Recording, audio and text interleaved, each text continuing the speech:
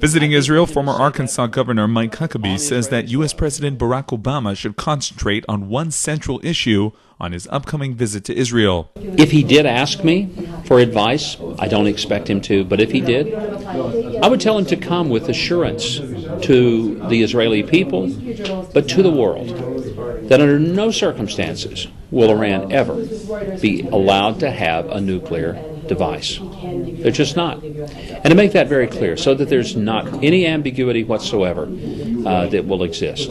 I think for him to say that on Israeli soil, with Israelis and the Israeli government standing beside him, would be a remarkably important statement for him to make. Huckabee hopes that the rumors that President Obama will be arriving with demands from Israel to freeze construction and development in Judea and Samaria are untrue. But I would hope that what the president would be more concerned with is not whether Israelis build neighborhoods and bedrooms for their kids, but whether the Iranians are building bombs that are going to be aimed at not just Israel, but for the rest of the world. A goodwill gesture is what's needed, says Huckabee, and he knows what that gesture should be. You know, I think one of the acts of goodwill that President Obama could bring, maybe when he's here or just before he's here, that really is sort of transcended upon all the politics, particularly the politics of America and the politics of the left and the right, would be to announce to the people of Israel that he feels like that Jonathan Pollard has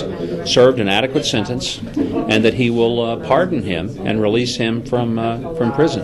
This is a case that is old. It's certainly he's been in prison so much longer than many people who have done far less. And I think it would signal an extraordinary act of goodwill and good faith that would be well received in Israel and would present no problems whatsoever for him in the United States. This isn't Huckabee's first visit to Israel, nor will it be his last, he says. The former governor brings groups to Israel regularly, and he does this to strengthen support and solidarity with Israel. I make at least one annual trip to Israel, and I have about 200 Americans that I've brought here to see this country, meet its people, and see not only the wonderful pieces of antiquity that are just remarkable, but also to understand Israel as a very modern country and as a very important partner to the United States in the cause of freedom.